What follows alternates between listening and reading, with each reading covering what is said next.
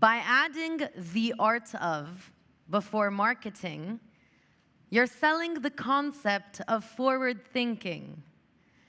So, it's not about the product anymore when you give targets freedom of choice to explore. Information is key, and in today's age, it's available in surplus at every stage.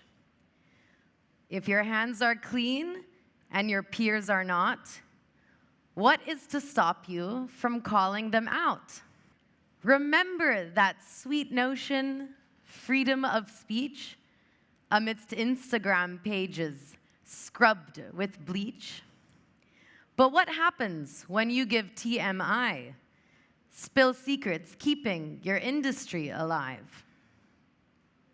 And then there's the tactic of deflection, distracting others from your imperfection. There's also the keeping up with the times, croon self-educated clients, lullaby you wise. The point is, call to action is dead and gone. That old discover this, feel that dancing song. Now every single little boy, girl, or they has an opinion legitimized by a hashtag. So we can't sell it like whatever anymore. They'll research the origin, markup, and more. Therefore, most sellers today of every kind instead create visual meetings of the mind and let the consumer decide for themselves. That's how they get products off of their shelves. Sometimes there is a community backlash when they're not ready to reveal the stash. Maybe they're reserved, traditional, or old, and their consumers always do as they're told. Devil's advocate, traitor, whistleblower. Who is that guy again? Edward Snowden? Are they a hero now? In 10 years or never? Will general consensus be at odds forever? As Mother never said, better in than out. That's why we're here. So we can talk about whether it is or isn't all right to blow the lid off market strategies like Moser did. Ooh, thanks. Thank you very much, Dominic, for this awesome introduction. I'm very happy to be here. Just it's an honor. Talking about Moser is quite easy for me, but I'll try to avoid that a little bit. Today we have three amazing gentlemen that I happen to get to know very recently. First of all, we have Michael Hickox. You are a watch collector for over 25 years, vintage, independent, contemporary watches. I'm sure you'll talk a lot about that. And today you're American, live in London, and you're the CEO of a tech headhunting company. That's right? Yep.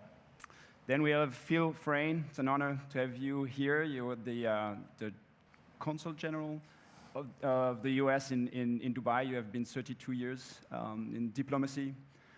The politics out there, you know, it's not my strength, so be happy to hear about that. You've been serving in the Middle East, South Asia, France as well. You told us that you're quite new to collecting watches, so I'm sure we can exchange on that as well. Ted Gushu, you are born US citizen in Connecticut, moved to New York. You, from what I read, looking for a job. 2009, I remember I was there at that time. Not an easy time, trying many different things. No. Professional DJ, journalist for nightlife magazines. You created magazines as well. And then you decided to go on your own, be an entrepreneur, marketing consultant, moved to London, and struck an amazing job with Porsche. Correct. And I think there's a lot we can learn from there. I was talking to Dominic last night about, hey, how do I start this thing? I've never done it. And he said, no, tell a story. And you know, when you're a small brand like Moser, and you know, you're always trying to find a way to be different, to stand out, and you don't have much experience, you try to look at what others have done has been successful. And for me, one thing that is probably one of the most genius marketing stunt in any industry is probably, and maybe many of you remember that advertisement from Apple called 1984. It was aired during the Super Bowl in 1984. The tagline was, "Why 1984 won't be like 1984." The story of this ad was, I don't know if you've seen, remember, it was a Ridley Scott movie, very dark, Blade Runner style, with people aligned in a room with a big screen like this one, with Big Brother screaming at them and explaining about alignment of thoughts and things like this. And you had this blonde girl running with a white T-shirt, bright clothes, and a huge hammer and destroying it. When they tested that ad in 1983, it rated one of the worst ever. There's this marketing scale with 46-point max. Ads usually, in average, get 29. They got 5 points. So everything was telling them, don't do it. Nobody will want to buy products. Even their board said, should we fire the marketing agency? I experienced that a few times. And nevertheless, the operations decided to go for it. It was a very big internal fight. Not only they boost up their sales tremendously, it was said that the worst of visibility on this ad was over 150 million, but it also influenced an entire generation. This generation of new tech people, it was very cool to become tech, and it really positioned Apple, which was obviously going after the big IBM at that time, getting a jab at IBM, saying, we are the one fighting for freedom, we are the innovative one, we're the cool company, and the rest is history. So that's a very positive and extremely successful example. There are many others that we can't talk about because it was not so successful. We had the same cases of failures at Moser and learned a lot from that. But my first question, and maybe to you, Michael, is, what makes one of those crazy, disruptive, provocative concepts successful? Well, I have some ideas. I'm not sure I have the answer, but I have some ideas. But first, I'd just say thank you to the Siddiqui family and to Dominique. It's great to be here, and thank you for your hospitality. I think one of those, you mentioned Moser being a small brand. I think one of them is size relative to what you're trying to do, right? Apple couldn't do that campaign today in the same way because Apple is the machine that people would be fighting to break down. I think humor probably helps in there as well, and authenticity. I think Apple had both of those things. Perhaps less humorous than some of the things you've done, which we'll talk about later. But I think that certainly helps. I mean, I think about the Pepsi Challenge growing up, where Pepsi had always been a challenger brand to Coca-Cola, and they would go out and ostensibly do these taste tests between Pepsi and Coke, and of course, every time they did it, Pepsi would win the taste test, and everyone was shocked that it was Pepsi, and they'd start drinking Pepsi.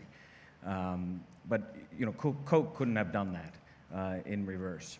So I think size is a key part of it. Is the human dimension important? Absolutely, and I think that's where some of the idea of using humor, of trying to tie it in, also to idealism. I think idealism and appealing to people's values and some of the ideals that they learned as kids, I think is very important. You mentioned a very interesting story just when we discussed before. You obviously have a huge expertise in the car industry, and you were talking about something that is really like the news right now is about Tesla. Can you tell us a little bit your take on what happened these last few days? Because I think we can learn a lot from that as well. Yeah, with pleasure. So I'm not sure if you guys looked at the internet this week, but Tesla unveiled a pickup truck, which is shaped a bit like something you might have drawn in Microsoft Paint in 1993. It's fully a box shaped like a triangle or trapezoid, and it's probably the most polarizing piece of automotive news to come out this year. I would put it on par with any other major disruptive news moment. I did a small post about it on my Instagram, and normally I get about 12 comments on a post or something. I think I got something like 700 or 800 comments. It is, by design, one of the most polarizing designs ever to be released in the automotive space. And it is genuinely one of the most genius PR moves by the guy who keeps every year reinventing what a genius PR move is. He has moved away from the model of paying for media. Tesla does not buy ads in the way that normal companies buy ads. Tesla will create something that half of the world hates so much that they can't help but talk about it. And then they will design something to fail on purpose in front of the whole world. So if you watch the video of it being released, they shot the windows with the car. He claimed that the car was bulletproof, and then he shot the windows, and it turns out that the bulletproofing failed, which guaranteed him a top news slot at every major publication in the world. So if you check Bloomberg this week, he was on the front page. If you check Newsweek, he was on the front page. You couldn't avoid this stupid truck. Even if you were so anti-truck, you couldn't avoid it.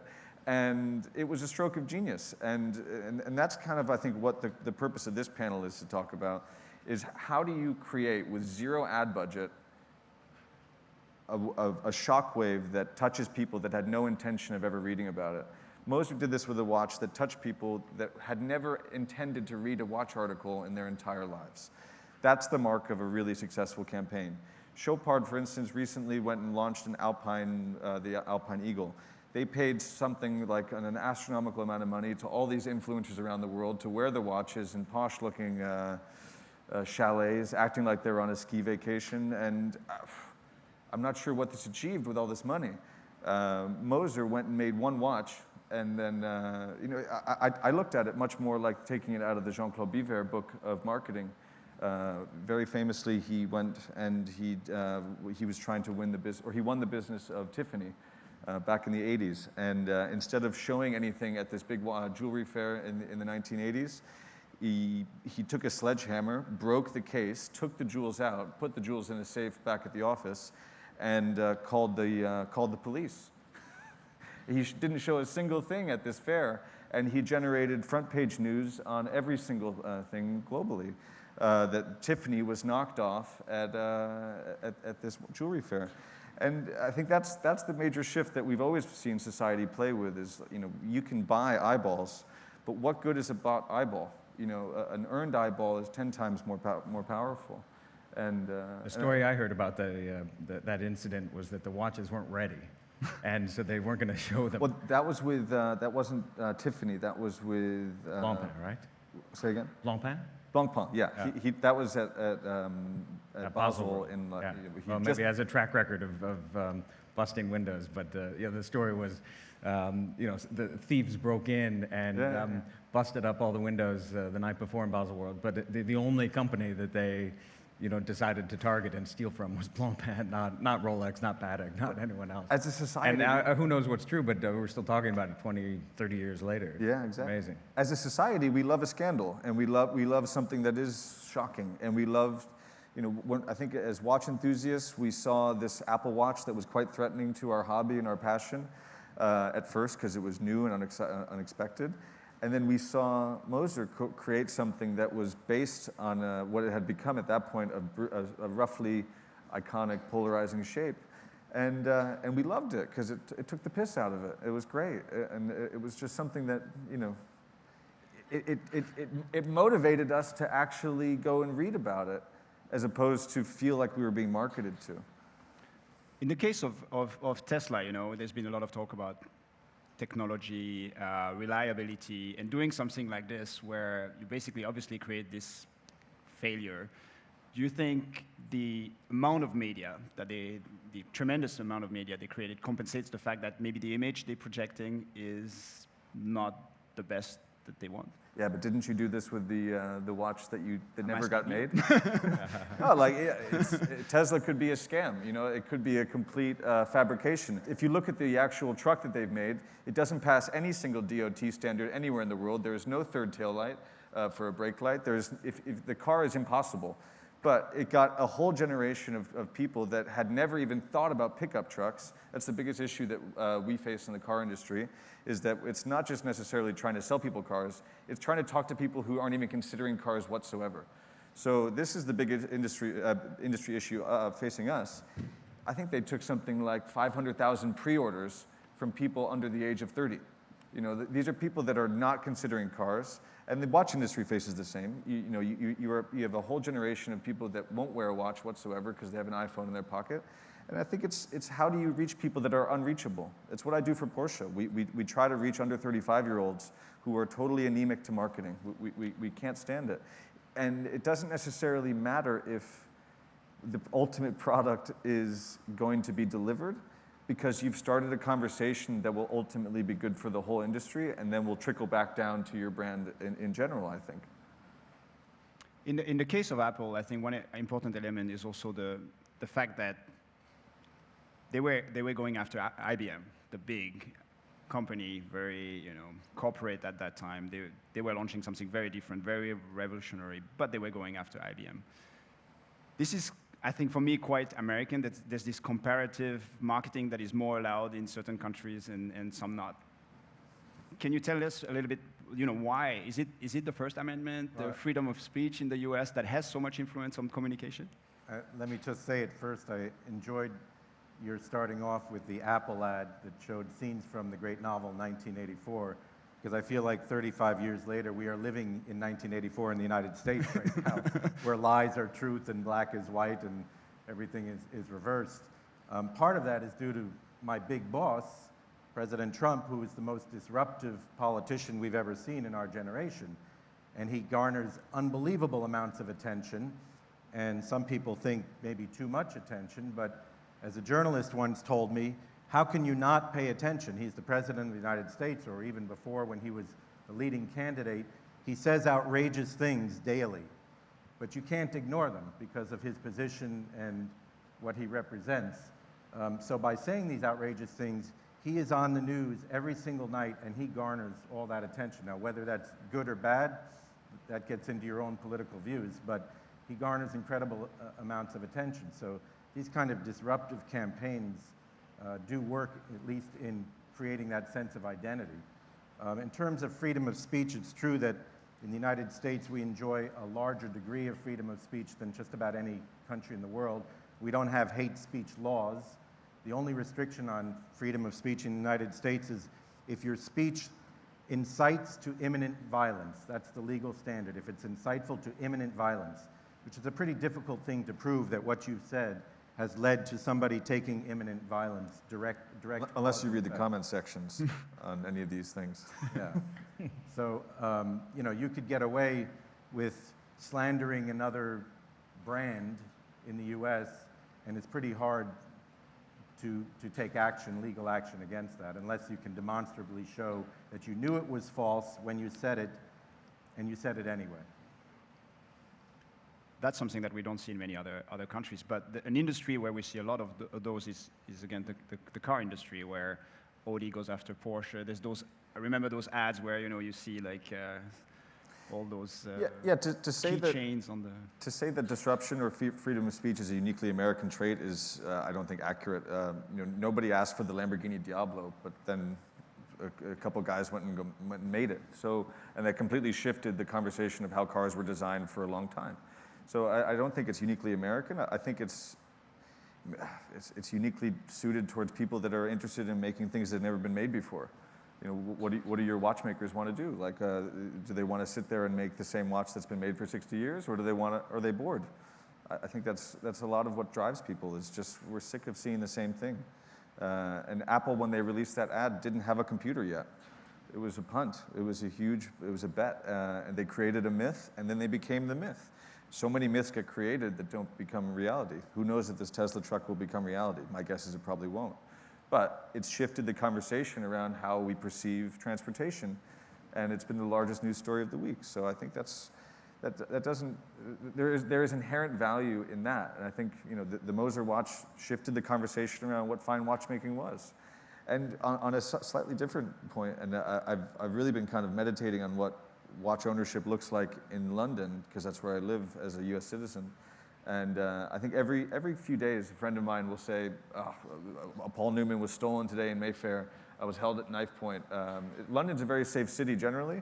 I don't think many murders, but right now it's a place where you can get attacked quite easily, and your watches are stolen. It's very common at the moment for very high ticket value watches. I think Moser's created the only high complication, high watchmaking finish watch that won't be stolen in Mayfair because it looks as if it's an Apple Watch, and I think that's the coolest thing. They're made of cheese. Or maybe, yeah, exactly. So I think that's, I don't know, I love stuff like that. I love stories like that where we're just... Talking about freedom of speech, was this the first time in the watch industry when Moser poked fun at some of the other companies, some of the other big companies, you don't really own a watch, you just pass it on to one generation to the next, and this kind of pretentious advertising. Is this the first time that a watch company in Switzerland had done that? I don't have enough... Deflated an industry-wide ego? Yeah, I think so. All of these industries that are so high risk, high value, that have so much investment, take themselves so seriously, and we forget our sense of adventure, and we forget our sense of humor. And the car industry is just as guilty as this watch industry. Any major industry, look at the pharmaceutical industry, there is no sense of humor anymore with anything. There is no sense of humor with car design. There is no sense of humor with watch design generally. So when something like one of your watches comes along and it reminds us that this is supposed to be fun and passionate and exciting and silly, and it's a pleasure, I think it's great for everybody. And is it for everybody, or is it very something that probably or maybe attracts more millennials, or a certain generation might react to that? I don't know if it's something you want to talk about. I think that's interesting question. I do think Harley Davidson's another sort of counterculture kind of brand, right? I mean, it's as mainstream as you can get. It's a massive company, but they're still selling this image of sort of rebellion, but by rebelling, you're actually just joining a different consensus. And I think they've tapped into a largely older crowd with this message of rebellion. And they've tried to come down market or down age with other offerings in the past, which sometimes haven't worked. So I think sometimes older folks do buy into this. I think, the American experience in general, becoming involved in World War II, then being in the Cold War for so long, it was a very sort of black and white era, or even if it wasn't, that's what a lot of us understood it to be, right? And so things like Star Wars, where it's good versus evil, it appeals to us greatly. And I think that message appeals to all ages, especially ones who grew up in that kind of environment. But the only surefire way to alienate a younger generation is to show them that the big part of our passion is about like knowing reference numbers and all these things, as opposed to the sheer enjoyment of an object and the sheer passion that we all share. So, if I'm a young kid and I'm curious about watchmaking, or maybe I bought a Swatch or something, and I see that Moser, because the shockwave that Moser had created trickles down to my little news feed, I'm excited. If I see an article about like a 59706 Patek Philippe, blah blah blah, and I'm like, whoa, this is too much. I can't wrap my head around this. I think that alienates a generation. So, but at the same time, this kind of avant-garde advertising appeals to the younger generation. That's what I'm saying. Yeah. But does the younger generation have the means to buy a $10,000 watch? I mean, I'm not sure ownership is the only mark of being able to enjoy a shared passion. How many kids had Lamborghini Diablo posters on their wall? They never got to buy a Lamborghini Diablo, let alone sit in one. And I'd say one thing that's exciting about the industry now is that you have, yes, you can go buy a Patek Philippe for 31 million francs if you can afford to at auction, but there's so much activity at the lower level, and especially with vintage. Not at my level. That's the $200 level. At every level, you can get some great mechanical watches for less than $200. Are there government issue watches that you get access to? My watch costs less than the box your watch comes in. But you can come into it at any level. I think that's one of the great things about the industry now. One of the things, picking up what you were talking about, that I think is maybe not so great about the industry, and it's not because of the industry, it's because of the internet, is this not only do the young folks not like getting caught up in talking about reference numbers, but it's just amazing how there's this desire to say, well, this is a good watch, this is a bad watch. And just like in politics, there's kind of no room for something between black and white. It's good or bad. And so you get things like, Lange, coming out with a sports watch a couple of weeks ago, and they're going to make maybe 500, 600, 700 a year, right? I mean, this is not a mass market product. And seeing a picture of it before the launch, you just knew it was going to get slaughtered, and it certainly did. It was very uncomfortable. And now, of course, it's rolled back because this desire to judge a goodness of a product in the first 24, not even 24 hours, 24 minutes, 24 seconds, is so huge. And I think this is something that's not so good, especially with watches that are complicated, nuanced, have a lot of technical stuff going on, like Lange, like fine watches like Moser, where you need to understand it at a deeper level. Well, so what you're kind of talking about is this binary approach to passion. And I just spent a week in Japan kind of exploring Japanese car culture and working on behalf of Porsche over there for a bit, like photographing, meeting as many collectors as I could, enthusiasts. And I would say that the car world and the watch world are very similar in the way that people treat other people's passions. So let's say that I happen to love XYZ watch, like the Apple Watch. Other collectors love to say that I'm a bad person because I do so. This is the same in the car world. Oh, you love this Tesla truck? You're an idiot. Okay. In Japan, my experience was, because in Japanese car culture, there is a lot of tuning that goes on. The cars are modified. They put big wide fenders on them. They change the look of them in a way that isn't necessarily pure. In the West, in the communities that I've kind of grown up in, the car communities, when you see something like that, you say, you're an idiot. In Japan, they go, this is not for me, but I love that you love it. And that slight perception shift around looking at someone else's passion and appreciating their passion without appreciating what they're passionate about necessarily, I think is something that every enthusiast group can learn from. And it's okay that you love the Lange watch. I don't have to love the Lange watch. I don't have to love the Lange watch to love that you love the Lange watch. Yeah. If that makes sense. And I think that's something that the watch industry really needs a piece of. And it's missing a lot in our industry, unfortunately.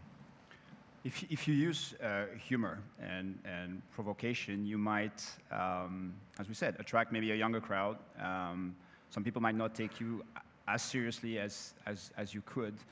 I had people asking me, is the brand becoming more serious in the future? So is that a formula that works for small brands that need awareness, but then a little bit like a human being that moves from the teenage into becoming an adult? So you have this need of emancipation, and suddenly you become something that is more serious. Is that, do you think, the life cycle of a brand, and therefore there is this need for brands like ours, Moser, to emancipate, doing those crazy, provocative things, but then eventually it goes away? In the tech world where I come from, especially in software, you have upstarts that will maybe have insights around features or functionalities that the larger players don't. Apple was one of these companies, although some of the insights they had early on were not theirs. They just found other people's insights and incorporated them, the mouse and graphic user interface and the like. But I think some of the danger is that you can be a one-trick pony there. Are you a feature or a product?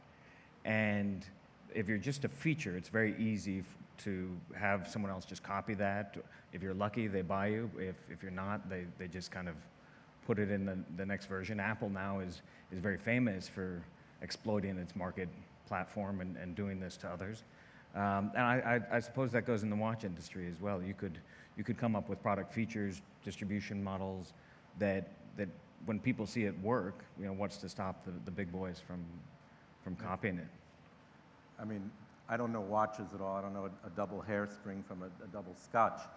But you obviously have been very innovative and you make very serious watches. And I think watch enthusiasts can see that right away, even if your ads are kind of tongue-in-cheek and poking fun. But anybody who looks at your watches knows pretty quickly that they're serious products. Does it mean that the language has to evolve over time to become something more? I mean, we have a word inside the company that we need to elevate luxury. It's good to bring as many people to discover who we are, but eventually, in order to spend the amount of money we're talking about, you need You need people to understand the tradition, the values, the history, the craftsmanship, the innovation behind it. And that cannot be part of that same concept of communication. What's the slogan of AP? To break the rules, first you must master them. Do they master them? I don't know. And are they breaking them? I don't. I like don't my think watch, they're- but I have no idea what they're doing over there, breaking or mastering. I don't know. No, that's true. There's another aspect I would like to discuss, again, based on the feedback that I had following certain things, especially the Frankenstein watch that we did. There's a few subjects that we felt were important to us to address, that they are part of our values. And some people, especially from the press, came to me and said, it's not the role of a brand to do such a thing. Do you think it's the role of the press then? And if so, do you believe in the watch industry? And I know we have a lot of people from the press here. Do you think we do it enough? To have them basically hinting that there's a lot of marketing budgets behind that, and are we critical enough? How much watch media press that we all see and we all consume is paid for, that is constructed meticulously with the brand, and it is it's, I'd say 1 out of every 2 pieces I see in the watch world is branded content. And it's so meticulous and so that it becomes noise to me. I have no interest in reading it because I read it as advertising. I'd say 1 in every 10 pieces is a genuine piece of journalism that actually gets written in a way that criticizes something. I don't know. I loved everything about the way that you guys did the Franken Watch because it was great. I don't know. I thought it was the greatest thing because it took it made sure that everyone was reminded that this is about fun and making fun of ourselves and being lighthearted and light-spirited. And instead, all these brands are so monolithic in the way that they just charge forward and act like everything's perfect all the time, when reality is they're very insecure about the Asian market, very insecure about the Middle East market, they're very insecure about all these things. It's a very insecure industry. And you guys were just, you came along and you're like, we made the thing, and it's talking about all of our heritages, and it's poking fun at the whole thing, and because we're here to have fun, and we're here to do great things and enjoy it. I'm meandering now, but I enjoyed it. I think in the U.S. we think of, in the political or public sphere, we think of the press as playing a necessary role. And is it the fourth estate? We have the executive, the judicial, the legislative branches, and the press is kind of viewed as almost equal and separate, even though it's not part of the Constitution or anything. It's very important. Sadly, I don't view the press that way in the watch industry. I wouldn't expect the press to keep companies or the industry honest,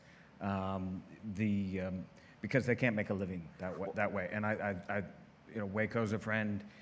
What he's done at Revolution has been terrific. If you went back and read the old Revolution magazines, he was critical of other companies.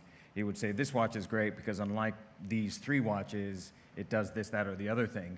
And then at one point he figured out, oh, well, I have to actually make money at this. And so now he just says, well, this watch is great. And he doesn't say, unlike these other ones. You can't critique and make money in that industry anymore, unfortunately.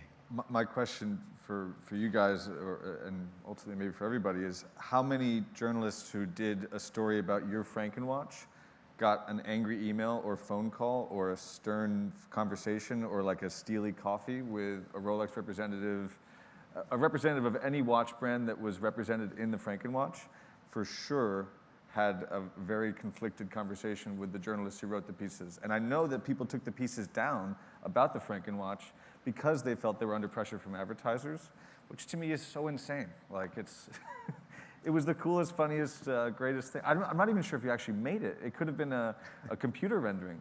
I have no idea. And I'm sure there's all sorts of legal issues you went through to deal with that. But I thought it was great. And I think that the fact that a journalist would feel pressure from an advertiser to go do this, which is the nature of journalism in general. Sorry? Not true. No pressure at all. You didn't feel pressure? Zero. You particularly. Maybe other people did. I don't know. I think... Not our experience. I have to say no as well. No pressure. Okay. I'm sorry if you had this. You want some pressure? We could get you some. Negative publicity is good. Yeah, Lots of pressure. Yeah.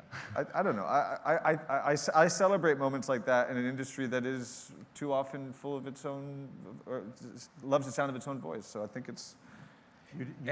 You didn't feel any pressure when you appropriated the "Make America Great Again" slogan for the "Make Swiss Made Great Again"? I almost moved to Russia, but was that close. No, but I had people that felt sometimes uncomfortable wearing the hat. They were like, people are looking at me, you know. Until they read it, they were like, oh, okay. But, Those were my people. yeah, I don't know. Can I ask you a question about these campaigns? Because No, the I'm the moderator. this industry is a 2 or 3 tiered model industry where you're sometimes you're selling directly to collectors, but quite often you're selling either to dealers or you're even selling to distributors who then sell to dealers. So when you have these campaigns, are they selling more watches? Is the message getting down somehow either through the press or through the passion of the dealers? Is it getting down to the end user?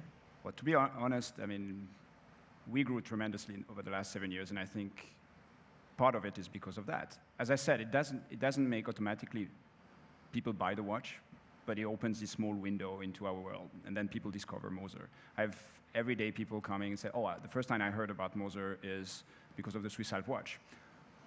I've also many people coming and said, where do you work? Oh, I work for H. Moser. Oh yeah, the cheese watch. Then I have to explain that we do more than that, but at least people know us. In 2012, when we bought Moser, most of my retailers were saying, you know, it's great what you do, the watches. I love the Moser watches, but nobody knows it. You need to do marketing. You need to invest. You need to put money on the table. And I didn't have that money. So today, I don't have those discussions. The discussions I have is, what's next? What's your next stunt? And I'm like, I don't know. You know, it's difficult to be creative all the time. So, no, I think it was for us very successful. A lot of stress, a lot of questioning, also ourselves. We learned from this, but definitely no regret about anything we've done. I think we could have done it way better. I think we sometimes, you know, when you're in your thing and you don't look from a high-level perspective about what you're trying to say, you can mix up messages, and the Frankenstein watch, I think, was a good example of that. It impacted also the way we think that since then. Less now, but a year ago it was still very difficult to think creatively the same way we did in the past. But again, I think we wouldn't be where we are today without that. Does it create tensions within the family? Because it's a family company, right? And there are well, there's a tension with my brother about who is going to keep the Frankenstein watch, but... So it does exist? It does exist, yeah. Very cool. It does exist, but unfortunately, it's in my safe. So when you get to be the size of one of the large watch companies, is that, as you were saying before, you have to take yourself more seriously. Does that mean you can't have a sense of humor then? I mean, the Coke-Pepsi thing, when Pepsi got as big as Coke, they can't do the taste test anymore. So. I don't know, we are talking about Apple, right? In the beginning, 1984. At that time, they were the underdog. They were going after IBM. I still think today Apple managed to be disruptive, provocative, and I think it's a philosophy and a mindset, and I hope we can keep it. I think it's the way you want to work and the people you have around you and the image you want to create. I mean, again, for me, that's why I was asking about the human dimension. It's about the people. Humor is human, and I think that's, as long as we can keep this human dimension in a brand, you should be like this. And I think it's easier when you're independent and you take the decision and sometimes forget to ask the board than when you have a big corporation with many layers and many lawyers, and yeah. So hopefully. Apple seems to disrupt an untouched industry. Like, let's say the laptop industry was quite boring for a long time, then they came along with the MacBook, then they disrupt it, then they mature it. Now it's very difficult to disrupt the laptop industry again. Then they create a new category, the iPad category, the tablet category. Then they disrupt that, create it or disrupt it, and then they mature it. You know, the iPad's quite mature at this point. You can't really disrupt the iPad tablet market so much. Then they go and find a new market, and then the Apple Watch. And then they were like, well, how about banking? And then they go and call up Goldman Sachs and create a credit card that's most popular credit card in America or something like this, or on its way to be. That's what they seem to do. And so I think that's probably what a lot of brands do, is they find, in 50 years, when Moser is the size of a much more mature, larger brand, can you keep, let's say theoretically, can you keep every year releasing a cheese watch? Probably not. Like, it's probably not feasible. But then maybe Moser goes and finds some other thing to disrupt. Then they go create a bit like how MB&F tries to do desk clocks or wall clocks or things like this. It's like, let's find something else to disrupt, and then you do. I think that's probably more reasonable to expect. We were talking about, I think you mentioned that in the beginning, it's freedom of speech is okay, and you can attack other brands as long as you don't go too far into promoting violence and stuff like that. And you mentioned as long as you don't read the comments. Do you think this idea of creating communities and people hiding behind their computers is kind of demultiplying this effect of viral and discussion and tensions and discussion, because people now can, not like in 1984, can be behind their computer with whatever name and criticize or be on the side of the brand, and therefore amplify the effect? Yeah, the problem with everyone having a voice is that everyone gets a voice, you know? But it's much easier to criticize and be destructive. Yeah. I think more people will do so than to just say, oh, it's good. 20 years ago, we had to rely upon talking heads to give us our opinions, or we would subscribe to newspapers that shared a viewpoint that we understood to be ours. Now we have our own viewpoints and we have our own platforms. I have 111,000 fans that I can go, download my thoughts to, and I don't have to go through an editor process. I don't have to go get published. I don't have to do anything. I'm not sure if that's better or worse. I think it's definitely more fun. I have a lot of fun doing that, and I know a lot of other people have a lot of fun having their own audiences. I don't contribute to magazines so much anymore because it's a really inefficient way for me to get a viewpoint across, just by comparison. So, but then, like for instance, I did this post about the Tesla truck and 600 comments, and some of them were just like really derogatory. One got really racist. I had to block him. It was very it was very strange, and you start to see. It's a bit like, in this room everyone is very well dressed and we're all very well put together, but then you go to the airport and you start to see a cross section of what the population around you actually looks like, and some people are very shabby, some people don't put themselves together in such a nice way. I think like that, when you have a large audience that everyone has access to, you start to see actual tranches of how the way certain parts of the population think. And if part of your population is uneducated about certain things, and they reveal their biases, you start to see that in the comment section on YouTube, on the comment section on Instagram, on the comment section on websites, on comment section on Hodinkee. You have people in there that are really uneducated, that are really angry, that are bored, and will go in there and start, instead of saying, wow, this isn't for me, but it's cool that you like it, they'll start to say, you are, XYZ, terrible person because you are, and your mother was an X, because you like this thing. And it's like,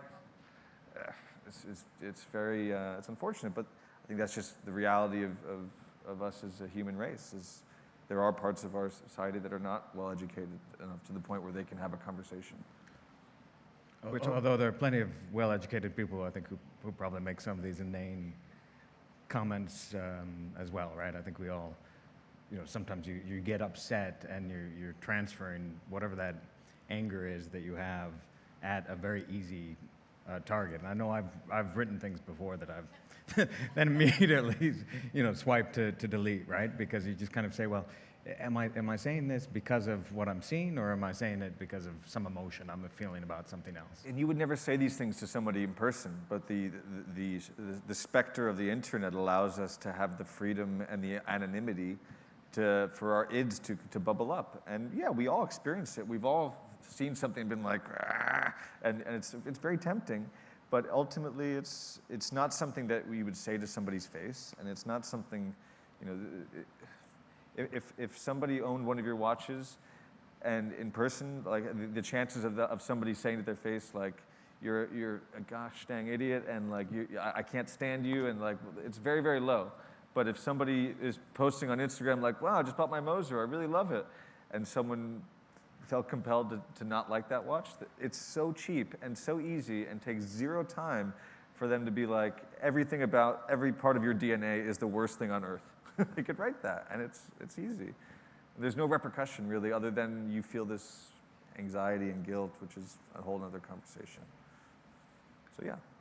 We have 2.5 minutes left, and I'm very tempted to ask a question because you're wearing a beautiful Royal Oak, and earlier this year, a big discussion was about the launch of the Code 1159 at AP. How does it fit in all this discussion? Do you think you were saying like Tesla kind of created this failure so people talk about it? Do you think the way, you can maybe Moser talk about it, the way AP being the big one, going out there like the best in class, is that the opposite effect where people goes after the big one just because it's easy and, as we said, social media helped there? Look, they had to do something. They had one watch, and there's only so many ways. The way they do it and how people reacted to it. I think on the whole, AP, I celebrate the fact that AP tried something, and I celebrate the fact that they went out from their literally one watch catalog. I mean, there's only so many ways you can pave an AP, and there's only so many ways that you can change the dial. Like at some point, it's like, okay, we got to do something. And I love that they tried. It's not for me, but I love it. Maybe they had to do something, but they didn't have to do it the way they did it. And I guess here's an example of but it created a lot of visibility. Just what Tesla was. I think that may be, if Tesla was intended to be like that, I'm not sure 1159 is meant to be like that. But AP is much more like Apple in this case. They are so beloved and so such a household name that it's actually quite risky for them to disrupt their own product category. But they did. They disrupted it, but I'm not sure. I haven't looked at the sales figures. Who knows? Maybe the 1159 is selling really well. I have no idea. Yeah, I guess one example of journalists today holding the industry accountable, Gary wrote a nice article about the 1159, and from a management consultant point of view, right? What are the things they got right in the launch, and what are the things they didn't? And I think one of the reasons it backfired a little bit was because there was some hubris there that had nothing to do with 1159. It had to do with some of the people involved and perception of those people in the brand, and then the message of the launch of, hey, we got this right, and it's perfection, and here you go. And not only is it perfection, but it's not just one watch in one case. Here are 11 watches all at once. Instead of putting something out there, getting feedback on it, adjusting it the next year. I mean, the Royal Oak did not just get birthed and stay the way it is, right? It's a process of an evolution of 30 or more years. But they tried to get everything right from day one. There's some other stuff bundled in there that didn't quite make that a successful launch for them, in my opinion. And I thought it was perhaps surprising they won an award. The Sonnery is a terrific watch, but I think some other things in that category got bumped up to win bigger awards, so it opened the opportunity up for them to win. It's quite a shame to me that watch companies, so like Lockheed Martin had the Skunk Works, where they had a small team of people in totally insulated from the realities of the world and insulated from the realities of their company, that allowed them to create like the SR-71 Blackbird, all these things that ended up shaping the way aviation was shaped. Watch companies have a very difficult time doing anything similar. It's tough for them to create small teams of people within their companies that are dedicated to doing something that no one's done before. So I can only imagine the pressure that a watchmaker at AP would feel to knock it out of the park. It's an impossibility.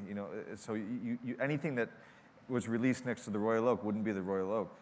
We got this watch from 1159 from them, but if it had been anything else, I don't think the reaction would have been any different necessarily. So it's a shame. I think if that 1159 was released by an upstart brand, it would have been accepted as a very nice watch. Probably. But because you put it next to the Royal Oak, it's immediately in the shadow of that, and it's a shame to me. And I think the innovation gets stifled that way, and the media is part of this. The way that we all talk about, the way that we attack this watch universally will discourage companies from taking risks. Will discourage companies from feeling comfortable to develop new products. I think what you said is very right. Sometimes it's about the people, and in that case, maybe a little bit.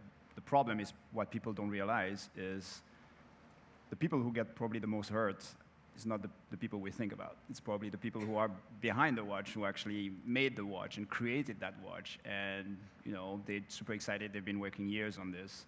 They didn't ask to have this social media blast out of there and going after them. And yeah, I think we should think like about the people behind and not just the CEO or the figure of the brand or whatever, because they can get over it, but some other people behind that. Which American brand would you say encapsulates the true meaning of and embraces and exercises the truest, in the truest sense possible, the concept of the First Amendment, freedom of speech? For you. Which brand? Yeah, which American brand? Mad Magazine. The Trump brand. Well, you're not far from the truth. I mean, the Trump brand, he's been able to say basically whatever he wants, whether true or not, and he hasn't been prosecuted for saying things that maybe stretch the truth a bit. So, that's not he sells that brand. I mean, he has his Trump products, Trump wine or Trump hotels or something like that, but I'm talking more liberally. The things he says, he gets away with saying. So in that sense, it represents the freedom of speech we enjoy in the United States, because even though a lot of people know, oh, that's not true or that's not true, he's not going to be prosecuted for it, at least not yet. The first disruptive thing you did was the open letter to the Swiss National Bank that made an impact. And then you followed up doing a lot of disruptive things. But when you took over the job to actually revive H. Moser and C, that's also a financial assignment. We all know that a fun life is great and fun. But what is more fun, to be disruptive or to be profitable? So is it fun to be disruptive, or is it more fun to be mature? Well, when we took over, we were obviously not profitable, and by far.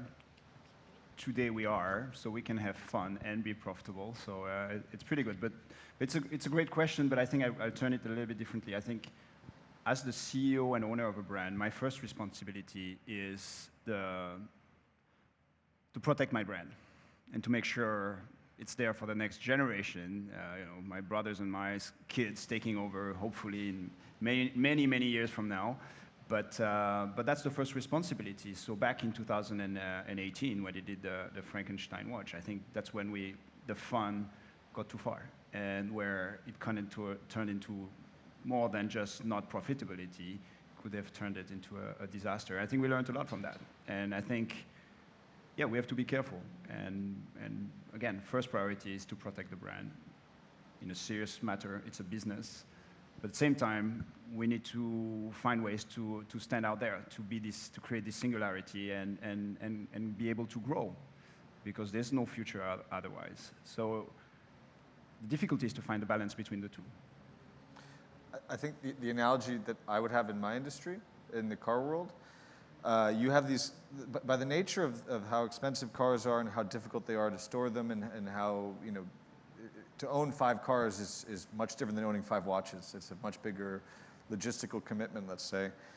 But by the time that you can afford to have a car collection, your life, generally speaking, is so focused on maintaining the life, your commitment to your job or your business or your industry that allows you to afford these things, that you don't even have the time to use them. Watches, I think, are accepted because you can take them with you. But in the car world, it's quite sad. I have a lot of friends who have multi-million-dollar car collections that are incredible, and it would take a lifetime to enjoy these cars, just focusing on enjoying them, but they don't actually have the time to enjoy them. And I think that's always the balance that we're all striving for in everything. It's whether you're a company that's trying to find the balance between, do we enjoy what we do, or do we take value out of this? Are we profitable? I think that's the same for our own lives. Great, well, I've got all this money now, but I'm chained to it, and I can't actually jump on a plane tomorrow and go to Tokyo. I can't go drive my car this weekend with my kid. whatever it might be. So that's the balance I think, especially today, everyone's trying to find is how can we do both? And it's difficult. There's no answer to it immediately. I have a little sort of comment question leading on from the last person's. Why does it have to be mutually exclusive to have fun or be mature? Why is it an either or? But my question is that it's known to everybody, the success of what you did, Edward, you know, in the sense of not profit, but awareness, growth, and all the rest of it. So why is it in this industry no one else is doing it? Like, apropos the thing up there. Did you cut through the decrepit cobwebs and set something in motion? Or did everyone go, yeah, they did that, well, we won't dare? They had no reputation to tarnish. I don't know. I think it's you need to find the right formula. Again, what you said in the beginning. I'm not saying you cannot be serious and have fun. You just need to find the right balance. And as I said, I feel a brand has to go through different ages. And I say it many times now. I think we needed to emancipate as a team, as a brand, and now we have found our space and we made the space. And now it's easier for us to express who we are. If 2 years ago or 5 years ago I just talked about our 192 years of history, who cares? There's so many brands out there who does that. So you need to find your space, and then you can talk and find your language. And I think we've found the tone of voice, and that's very important. Your second question was about why the others not? I think it's, you know, we are in an industry where nobody wants to be second. Everybody wants to be first. And in a way, I believe we were maybe the first to use this kind of disruptive communication. And nobody wants to do something that could be assimilated as, oh, they're trying to do like Moser. That's my feeling about it. But I don't know. I think there's, and it's bad what I'm going to say, but I think there's more brands in more the Kickstarter level that try to do things like this. The question is it right to do it in like a brand like ours, which is close to the top of the pyramid? I don't know. I think the result for me tell me it's the right way to do it. I think we can fine-tune it. We can do it way better. We have learned a lot. But I think other brands in our, independent world will find their own way to stand out. And it doesn't have to be the Moser way. It has to be their way. And you referred to MB&F and Max. I think they found an amazing way to do it. And it was also an inspiration for us to say, well, we're not going to do the same thing. I don't want to create the Moser clock and the things. That's them. Their galleries are amazing. I wish I had something like this, but I have to find the Moser equivalent or something, but it has to be completely different. And it's a challenge. I remember when you launched the Franken Watch at the SCHS, you were emotionally drained. I saw you were completely drained after those few years, those few days at the SCHS. My question is, and I could have asked you before, how has your relationship with those brands that you felt that they put more pressure on the launch of the Franken Watch has evolved between then and now? How is your relationship with those brands? Because I remember you were on that CEO photo and someone singing behind you, and now the end is near. So how is that relationship evolved? And how do you see them? I mean, there's. I'm not allowed to say all of it, but I think, of course, we had to apologize and felt like a little bit at school and write letters and say we won't do it again.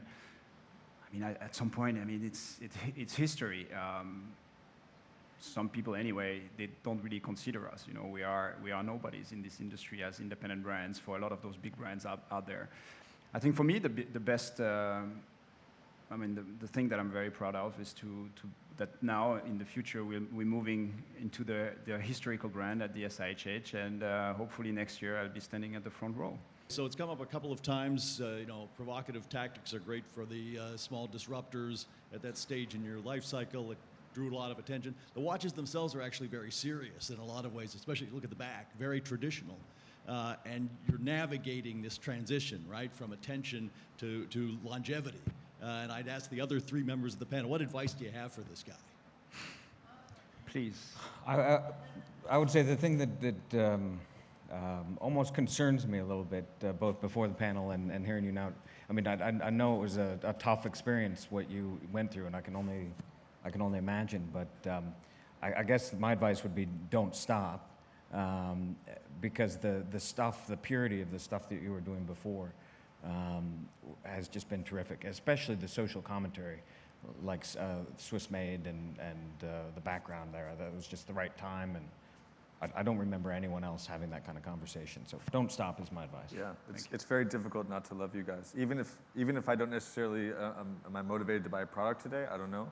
But if I love that you exist, and I love that you do what you do, and I think it's good for the whole industry that you're here.